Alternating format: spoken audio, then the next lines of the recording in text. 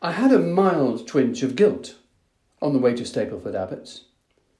Such a long journey for so many LGQ members, right out into the rural Essex reaches of the so-called Underground map, and then a 5-mile car journey to St Mary the Virgin Church, and all my fault, since the engagement had come via my teenage son's former music teacher, who was a member of the congregation there.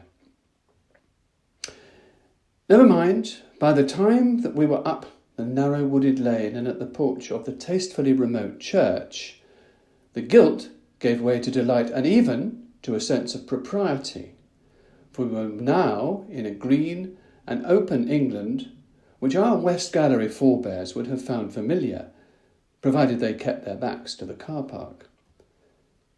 The church tower is early 19th century, and its bells were cast at the famous Whitechapel Foundry, a couple of miles east of our rehearsal base. Our programme was rich in such produce, which included some early LGQ items, the Tate and Brady version of The Saints and Servants of the Lord.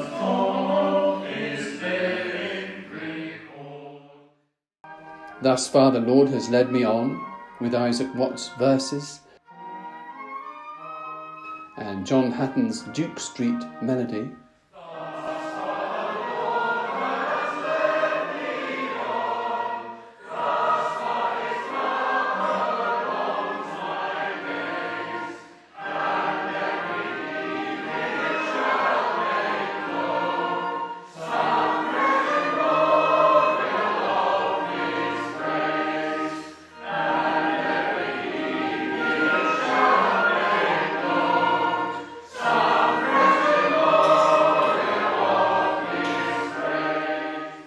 You boundless realms of joy, to the tune of Portsmouth, by our most versatile and longest-lived composer, Anon.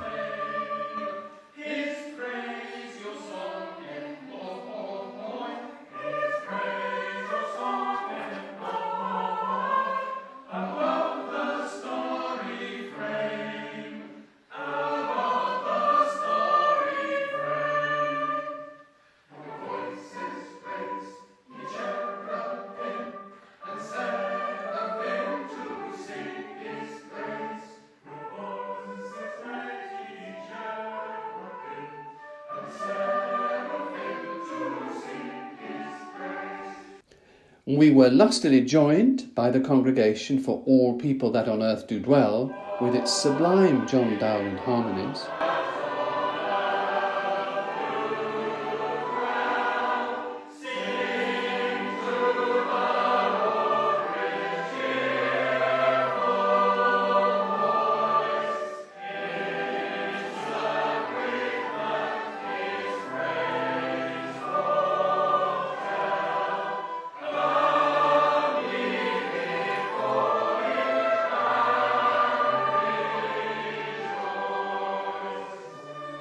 Breathe on me, breath of God.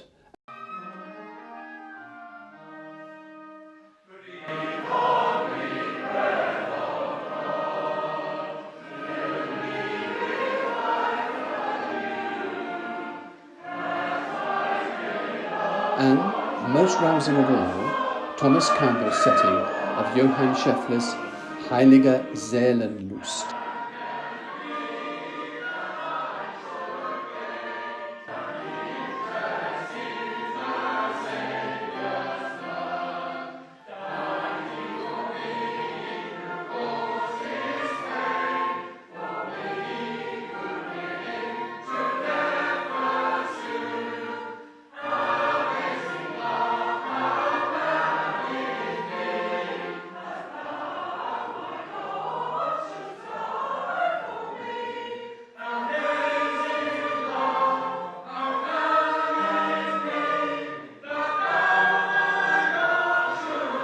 We had a problem. It had been looming for the past few weeks of our rehearsal, and it hadn't been resolved, at least not fully.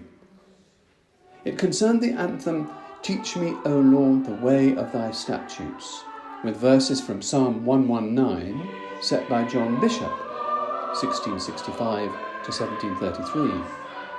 In particular, It concerned the final bars of the item, which inexplicably run into a blizzard of quavers in the soprano and the tenor parts.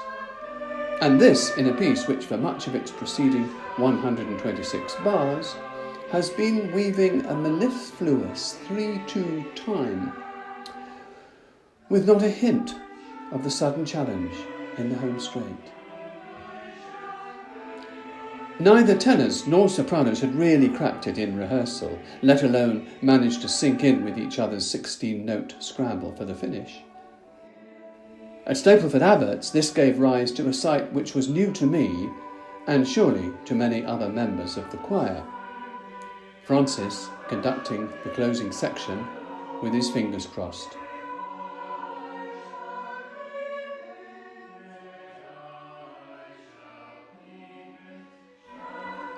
So, did we make it?